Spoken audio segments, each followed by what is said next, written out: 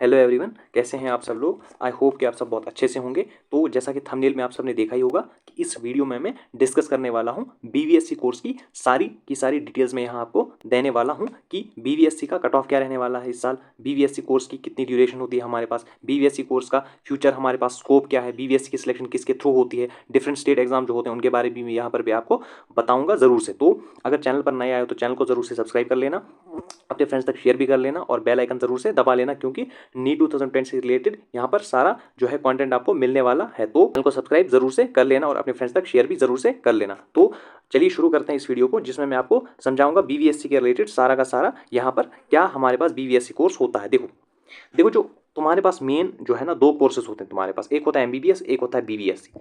अब जितने बच्चे नीट का एग्जाम देते हैं ना वो डेफिनेटली एमबीबीएस करने के लिए नीट का एग्जाम देते हैं। लेकिन लेकिन देखो एमबीबीएस की पढ़ाई जो हमारे पास होती है ना, एमबीबीएस की पढ़ाई डेफिनेटली बहुत ज़्यादा डिफिकल्ट होती है। और एमबीबीएस की पढ़ाई जो हमारे पास होती है ये 5.5 ईयर्स तक होती है। 5.5 ईयर्स तक इसकी जो ड्यूरेशन होती है 5.5 ईयर्स तक होती है।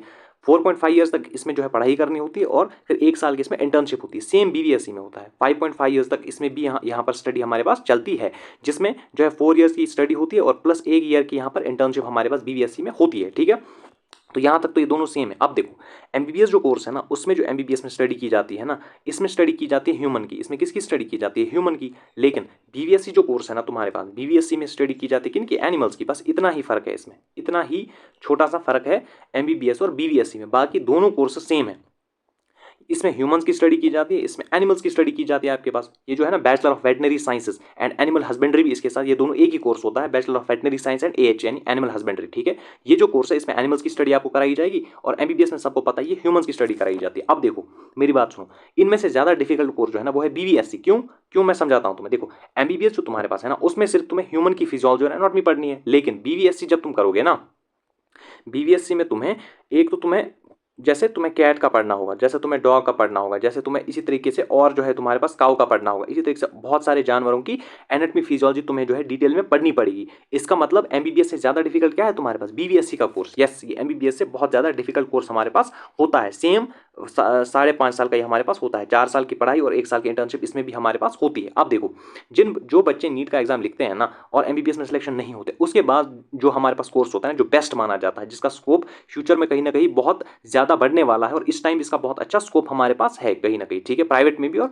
गवर्नमेंट में भी इसका बहुत अच्छा स्कोप बीवीएससी का हमारे पास है। तो ये तो होगी स्कोप से रिलेटेड बातें, और डिटेल मैंने दे दी कि बीवीएससी और एमबीबीएस कैसे एक दूसरे से अलग है और कैसे एक दूसरे से सेम है, ये भी मैंने आपको कहीं ना कहीं बता दिया है इस बारे में। अब देखो अब सर बीवीएससी जो हमारे पास है, बीवीएससी का कोर्स जो हमारे पास है, इसमें हमारे पास फ्यूचर स्कोप तो बहुत अच्छा है। लेकिन इसका जो कट ऑफ है वो क्या रहने वाला है बीवीएससी का? बीवीएससी का कट ऑफ मैं तुम्हें अभी बताऊंगा, लेकिन उससे पहले तुम बीवीएससी की थोड़ी सी डिटेल जान लो कि इसकी सिलेक्शन होती कैसे। देखो डिफरेंट स्टेट जो हमारे पास है ना, डिफरेंट स्टेट्स, तो डिफरेंट स्टेट्स में हमारे पास डिफरेंट एग्जाम्स होते हैं। यस, हर एक स्टेट जो है बहुत सारी स्टेट्स हमारे पास डिफरेंट एग्जाम्स कंडक्ट करती है जिसके थ्रू बीवीएससी में एडमिशन होता है। लेकिन वो सिर्फ नीट की तरह 85% सीट्स की सिलेक्शन करती है, 85% सीट्स। बाकी जो 15% सीट्स है ना वो भी बीवीएससी में एआईक्यू के थ्रू फिल होती है। बीवीएससी में किसके थ्रू फिल होती है? एआईक्यू, ऑल इंडिया कोटा के थ्रू 15% सीट्स जो है हमारे पास बीवीएससी में फिल होती है, सेम जैसे कि एमबीबीएस में हमारे पास फिल होती है। यस, तो जिन भी स्टेट्स में आप जो है इस वीडियो को देख रहे हैं तो आपको पता होगा आपकी स्टेट कौन सी एग्जाम लेती है।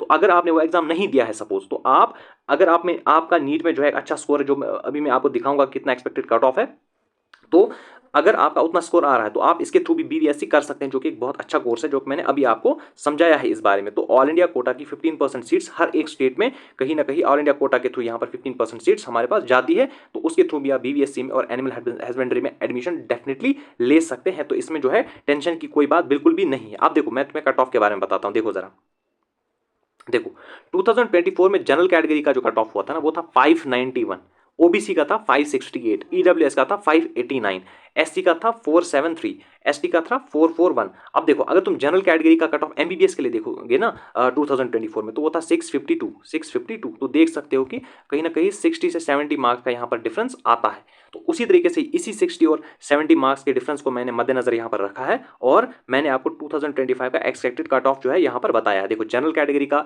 लगभग जिस बच्चे के भी नंबर 450 से आ रहे हैं ना 480 तक, तो वो खुद को सेफ यहाँ पर बीवीएससी के लिए मान सकता है। ठीक है, जो कि बहुत अच्छा कोर्स है जिसके बारे में मैंने आपको डिटेल दिया। आप ये कोर्स भी कर सकते हैं अगर आपको एमबीबीएस नहीं मिल रहा है तो। ओबीसी के लिए 440 जिसके आ रहे हैं तो डेफिनेटली 440 से ऊपर जिसके आ रहे हैं तो वो खुद को सेफ मान सकता है। ईडब्ल्यूएस 435 और एससी 385, एसटी 350, 350 मार्क्स। तो ये आप कट ऑफ यहाँ पर देख लीजिए एक्सपेक्टेड 2025 का जो मैंने आपको समझाया अभी।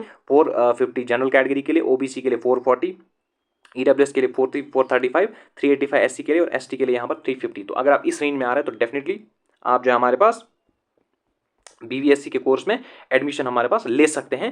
तो ज़रूर आप इस कोर्स में एडमिशन लीजिए क्योंकि ये बहुत अच्छा कोर्स आपके पास यहाँ पर है। तो ये मैंने इसकी काउंसलिंग कराता कौन है, देखो एक तो स्टेट की जो 85% सीट्स है वो अपने अपने स्टेट के हिसाब से आप देख लीजिए कि आपकी जो है काउंसलिंग कौन कराता है। लेकिन ऑल इंडिया कोटा की काउंसलिंग जो हमारे पास है ना वो कराता है VCI, veterinary council of India. जो वेटनरी काउंसिल ऑफ इंडिया हमारे पास है ना वो ऑल इंडिया कोटा की 15% सीट्स की काउंसलिंग कराता है। ये काउंसलिंग कब शुरू होने वाली है, देखो जब हमारे नीट की काउंसलिंग जो है ना, जब नीट की काउंसलिंग एंड हो जाएगी ना, यानी जब नीट ऑल इंडिया की काउंसलिंग पूरी तरीके से एंड हो जाएगी ना, उसके बाद वीसीआई अपनी नोटिफिकेशन जारी करेगा काउंसलिंग के रिलेटेड और उसके थ्रू आप बीवीएससी में डेफिनेटली एडमिशन ले सकते हैं। तो लेकिन इसकी जो ये काउंसलिंग हमारे पास है वो बहुत लेट होती है। तो अगर आपके मार्क्स जो है इस रेंज में आ रहे हैं तो आप तब तक ज़रूर से वेट कर सकते हैं क्योंकि बीवीएससी एक बहुत अच्छा कोर्स है, आप इसमें ज़रूर से एडमिशन हमारे पास ले सकते हैं। लेकिन जो बच्चे अब नीट 2026 के लिए प्रिपरेशन करना चाहते हैं, यानी जिन बच्चों को लगता है कि वो नीट 2025 अपना बेस्ट नहीं दे पाए और आगे जो है प्रिपरेशन करना चाहते हैं, एमबीबीएस ही उनको करना है, ये उनका कहीं ना कहीं उन्होंने अपना गोल बना लिया कि हमें एमबीबीएस ही करना है, तो इस चैनल को ज़रूर से सब्सक्राइब करके रख लो क्योंकि